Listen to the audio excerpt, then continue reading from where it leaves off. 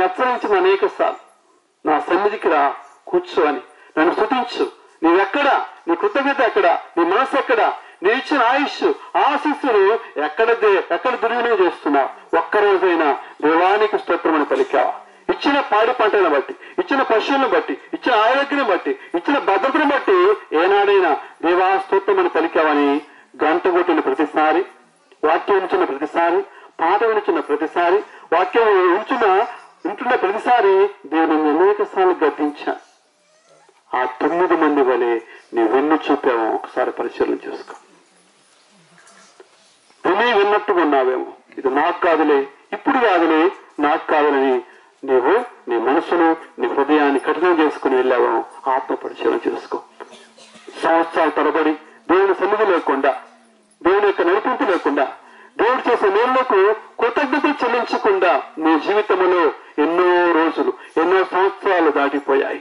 కృతజ్ఞత అఘాతుకాన్ని దేవుడు వేలెత్తి చూపుతున్నాడు. గుర్తుపెట్టుకున్న ప్రియ సహోదరులారా, కృతజ్ఞత అఘాతుకాన్ని దేవుడు అంగీకరించడు. దేవుడు ఎంత మాత్రం ఒప్పుకోడు. గుర్తుపెట్టుకోండి, దేవుడు ఎంత మాత్రము ఒప్పుకోడు. అందుకే ప్రభు వేలెత్తి చూపించాడు. ప్రభు వేలెత్తి ప్రశ్నించాడు. ఏమని? మిగిలిన 9 మంది ఎక్కడా? వారు శుద్ధి పొందలేదా? వారు స్వచ్ఛత రాలేదా? వారు దేవుని యొక్క కనికరాన్ని, కృపను పొందుకోలేదా? వారు ఆరోగ్యాన్ని సంతరించుకోలేదా? మళ్ళా పసిబిడ్డ జీవితాన్ని సంతరించుకోలేదా? వాళ్ళెక్కడా అని ప్రభు ప్రశ్నించాడంటే ఈనాడు నిన్ను ప్రశ్నిస్తూ ఉన్నాడు. నిన్ను ప్రశ్నిస్తూ ఉన్నాడు. దేవ సన్నిధి లేని, దైవ కృప లేని, దైవ జ్ఞానం లేని, వాక్య బలం లేని, వాక్య శక్తి లేని, ప్రార్థనా జీవితం లేని, వాక్య జ్ఞానం లేని ప్రతి ఒక్కరిని ప్రశ్నిస్తున్నాడు. ఏమి నేను దీవించట్లేదా? ఆశీర్వదించట్లేదా? భద్రతనివ్వట్లేదా? కృపనివ్వటం లేదా? నువ్వు అడగపోయినా, నీ తలంచకపోయినా నిన్ను దీవించట్లేదా?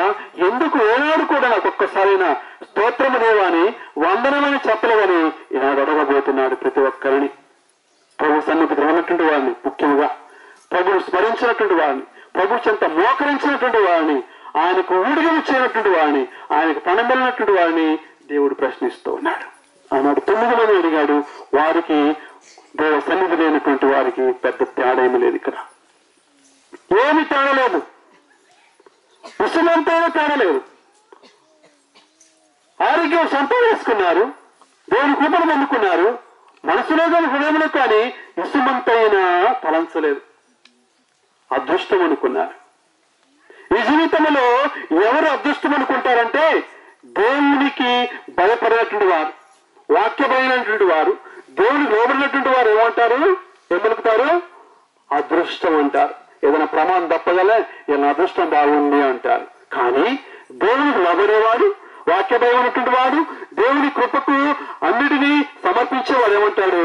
దేవుడు కృప వలన ఈ సమయంలో నేను ఈ మృత్యువు నుండి నేను బయటపడ్డానని చెప్తాడు. వృత్తి కౌగుల నుంచి బయటపడనంటాడు. ఆ దేవుడే నన్ను తన రెక్కల కింద కాచి కాపాడు, భద్రపరచడంటాడు. ఎప్పుడు? ఎవరు? దైవ భయం ఉన్నటువంటి వాడు, కృతజ్ఞత మనసు ఉన్నటువంటి వాడు, కృతజ్ఞత హృదయం ఉన్నటువంటి వాడు, దేవునికి ఎల్లప్పుడూ స్తుతులు స్తోత్రం చెల్లించేవాడు చెప్తాడు. కానీ మిగిలిన వాడు ఏమంటాడు? రాశులు నమ్ముకుంటాడు, లేకపోతే జాతకాలు నమ్ముకుంటాడు, లేకపోతే తుమ్ములు నమ్ముకుంటాడు, కాలాన్ని నమ్ముకుంటాడు, సమయాలు నమ్ముకుంటాడు, లేకపోతే ఈరోజు పొద్దున్నే ఎవరిని చూశాను, వివరాన్ని చూశాను, పిల్లిని చూశాను, లేకపోతే ఇవాళ అందరూ అనుకుంటున్నారు ఈరోజు మంచిది కాదంట, కీడంట, పలానా సమయం మంచిది కాదంట, ఈ నెల ఈ రోజు మంచిది, ఇవి నమ్ముకుంటాడు. అదృష్టాన్ని పరిశీలించుకునేవాడు. కానీ వాడి జీవితం కూడా అలాంటి ఉప్పంలాగానే, అదృష్టం అనే కళ్ళుగానే, దినముగానే దాటిపోతుంది. కానీ దేవునికి లోబడుతూ దైవత్తుడికి జీవితాన్ని దేవుడు లేవనెత్తుతాడు, ఆశీర్వదిస్తాడు. హల్లెలూయా, హల్లెలూయా, హల్లెలూయా, హల్లెలూయా. కనుక ప్రభు ఈనాటి సువిశేషం ప్రకారము మోషే ఆదేశించినటువంటి ఆచారాన్ని తూచా తప్పకుండా పాటించాడు. అందుకే మోషే ఆచారము, నీ వెళ్ళి అర్చకులకు కనిపింపుము, నీ స్వస్థతకు గుర్తుగా నీవు కానుకలను చెల్లింపుము. ఇక్కడ యేసు ప్రభువు స్వస్థపలికడు ఏమంటున్నాడు? వెళ్ళి అర్చకులకు కనిపించమంటున్నాడు. కనుక మోషే ఆదేశాలను తూచా తప్పకుండా పాటించాడు. కొన్ని ఖండించాడు. మోషే ఇచ్చిన వెసులుబాటును ఖండించాడు. ఎక్కడ మనకు మార్కు సువార్త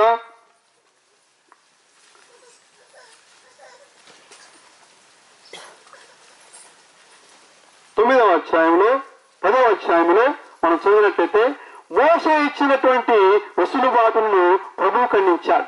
ఇక్కడ ఈ యొక్క కుష్ఠరోగి స్వస్థతను దయచేసే సమయంలో మాత్రము మోషే ఆజ్ఞానుసారము నువ్వు వెళ్ళి కానుకలు సమర్పించు, పోయి వెళ్ళి యాజకుడు కనిపించన్నాడు. కానీ ఆ మార్గ మధ్యంలోనే వారికి స్వస్థత కలిగింది. కానీ కొన్ని మోషే ఇచ్చినటువంటి కట్టడలను, మోషే ఇచ్చినటువంటి వెసులుబాటును ప్రభువు తీసివేశాడు. ఎక్కడది? ఏ విషయంలో? ఎవరి విషయంలో? విడాకుల విషయంలో. హల్లెలూయా, హల్లెలూయా. మార్కు సువార్త 10వ అధ్యాయము 5వ వచనములో, అందుకు యేసు మీ హృదయ కాఠిన్యమును బట్టి మోషే ఇట్లు ఆదేశించెను. హల్లెలూయా, హల్లెలూయా, హల్లెలూయా. హృదయ కాఠిన్యమును బట్టి ఆదేశించాడు. ఎందుకు? ఆనాడు స్త్రీకి ఎటువంటి విలువ లేదు.